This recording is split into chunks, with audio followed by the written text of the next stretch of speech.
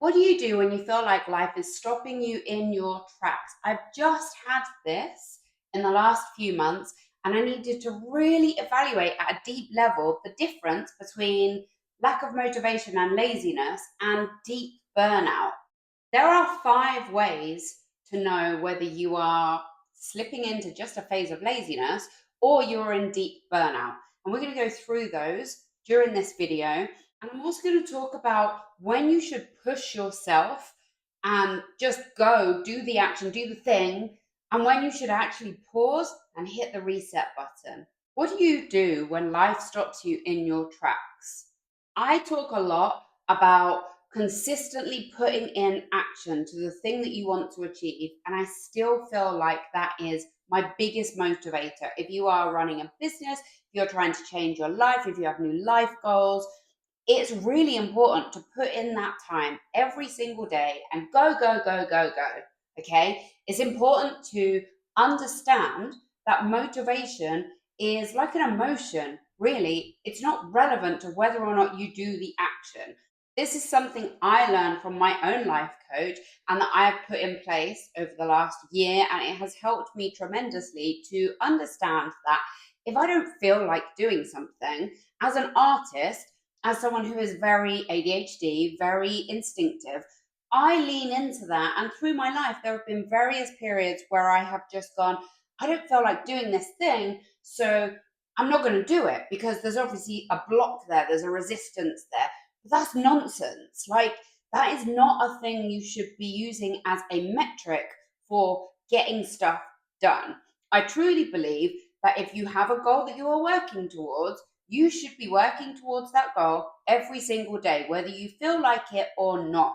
Now, the flip side of this is you have to understand when to go deep and figure out whether you are pushing through resistance or whether actually you really need a rest.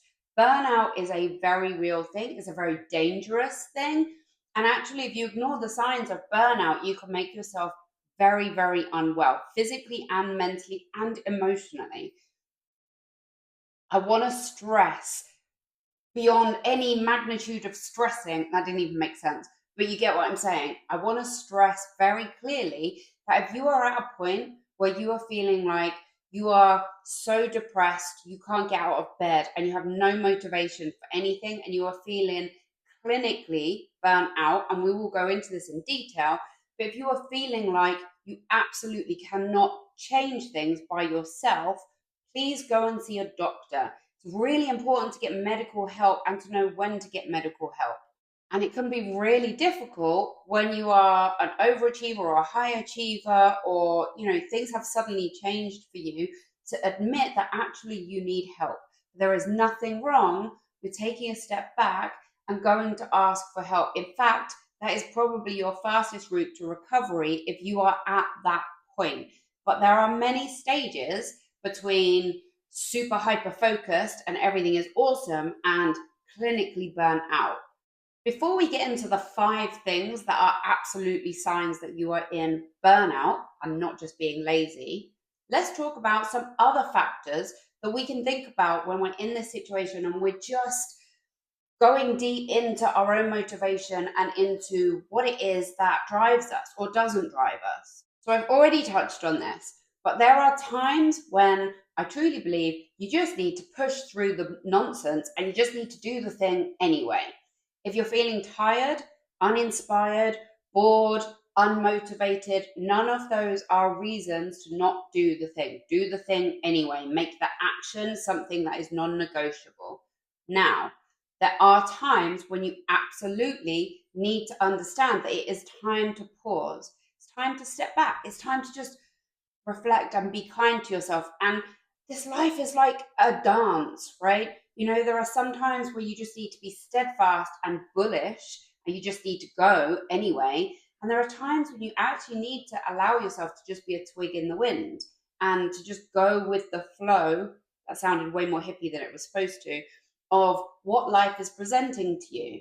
Now, there are 3 situations where the answer is probably pause, take some time, reflect, be compassionate, don't give yourself a hard time. Number one, if you are sick, and that could be you have a really bad cold, it could be something much more serious, and it could also be mentally sick. If you are depressed, you need deep rest. Depressed, deep rest. That's very, very important. So if you are truly depressed, you absolutely have enough valid reason to stop whatever it is you've been working towards and just take a break. Rest, recoup, recover. And this is the same if you're physically sick. If you are too sick to do the thing that you're trying to do, it's okay to pause. Now, I have been a victim of pushing through this. For 9 years after I had a head injury, I was having seizures and I didn't know why. Nobody really knew why. It wasn't epilepsy. And it turned out that basically I was pushing through a physical limitation that I now had that I didn't have before in order to keep my life at the same momentum it was at previous to my injury. It was ridiculous. It took me 9 years to learn when to slow down and when to stop. 9 years. Don't be that person. Learn from my mistake. If something is making you physically ill, pause, heal, recoup, recover. If you have undergone a tragedy, if something has dramatically impacted you, that is another time that it is absolutely okay to be compassionate, to love yourself, to rest, and to take a pause from whatever it is that you are trying to achieve. Because it's important to heal, right? This human experience is hard. Life can be very challenging. And when we have a massive shock to the system like that, sometimes the very thing we need to do is just stop. On that note, if you have a massive life shift, that could be moving house, that could be changing jobs, that could be losing a partner, that could be any kind of change in your life that feels like a massive life shift to you. That's going to be different for everybody. If you are having a massive life shift and you cannot focus on the goal you are trying to achieve, that is another time it is okay to stop, pause, reflect, recoup, recover. Bashar talks about giving yourself a permission slip, giving yourself permission to stop, giving yourself permission to say, it's okay if I don't do this thing today. And if you think about that like a parent to a child, you are the parent and the child in this situation, and look after yourself and nourish yourself. Now, there are times with a child when you say, tough luck, you have to do it anyway. This is life. You have to do it. And there are times when you are compassionate and you hold a loving, peaceful space for rest, recovery, and recuperation. The first major sign you are going to come up with if you are truly burnt out is feeling disconnected from your life, disconnected from yourself, disconnected from other people. People who are in deep burnout can actually experience depersonalization, where everything feels like it's just a dream. It doesn't even feel like your life anymore. This is not a symptom of laziness. This is something that comes on and is a change in the way you see the world, the way you relate to yourself, to the people around you, to the life that you've created for yourself. And if you're experiencing depersonalization or a disconnection from who you are or the people around you, it could be because you are in burnout.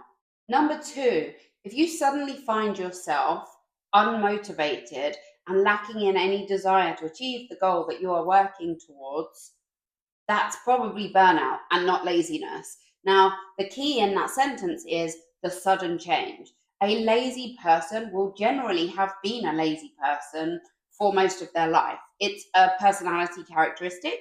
It's definitely something that you can get out of, but it's not the same as suddenly feeling an absolute absence of desire to achieve anything. And if that's you and you've just experienced this big change, or you can look back over the last few months and realize there was a point where that began to change, you are possibly in the process of experiencing burnout, not laziness. On the same note, number three, if you used to be very passionate about life or about the thing that you're trying to achieve, and all of a sudden you have no passion left, this could be burnout too. Now, this is where it gets tricky, and you have to sit with yourself and look at all of the other aspects of your life and all of the other things you're experiencing emotionally. Because If you used to be passionate and you're not passionate now, at what point do you think, okay, I'm in burnout? And at what point do you think, well, I'm going to carry on anyway?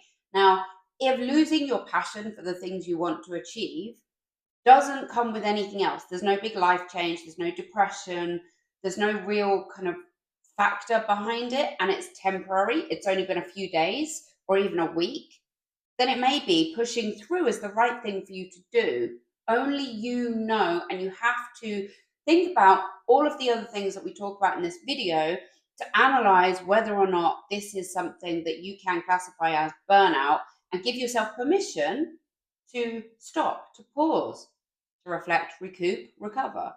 If, number 4, you suddenly find yourself emotionally out of control, if you find yourself being moody and irritable, losing your temper with people, not really wanting to be around people, losing your temper with yourself, because we have a relationship with ourselves, right? And how we treat ourselves is very important. If you have a sudden change in that, if you have a sudden change in your emotional state, that could well be a symptom of burnout. Lazy people often don't care.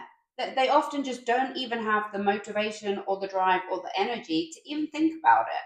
So, if you're a lazy person or you have been a lazy person, it may be that you've experienced not really caring about how you are with other people. Or number 5, and this is a big one, I talk about this a lot in a lot of my videos. If you have suddenly stopped your self care, that's a problem. Or if you can look back over the last few months and you can see that there was a point up to which you were pretty good with your self care, your self love, your self worth, valuing yourself, and then that changed, that could be a sign of burnout, a sign that you need to take some time away from the thing that you are trying to achieve, even if that thing that you're trying to achieve is just life. If you feel like you're withdrawn from society, from people, from social events, and you were not like that previously, that could be a sign that you're in burnout. If you get to the stage where you don't have the motivation to eat, you're not washing, you're not taking care of your basic human needs, I strongly encourage you to seek medical advice, because the medical teams around you can really help. And if you have a clinical problem, if it's gone that far, then just deciding to change things in your life is maybe not the answer. If the 5 things that we cover in this video are happening to you and you're experiencing them, stop. Give yourself time and permission to rest, recover, recoup, and come back stronger. Don't push through if these things are happening to you. Before we get into the 5 things, I want to talk about some other things, general things that will help build a picture of whether or not you are in burnout, or whether you're just feeling lazy or unmotivated, because they are things that you can push through and should push through if you want to achieve your goals or just achieve life. It's so important to understand yourself, to understand the world, and to understand life, and to be able to weave together all of these things and work out whether or not you need to pause or push through. But it's a lot. Life is a lot, and no one has all of the answers. Anyone claiming to have all of the answers is talking nonsense. All you can do is take control of your own life, use your own metrics for your own life and your own progress, and do what's right for you to live a healthy, nourished life where you feel like you are growing and evolving and doing all of the things in your life that make you feel whole and good. As always, guys, I hope this has been helpful, and have the best day.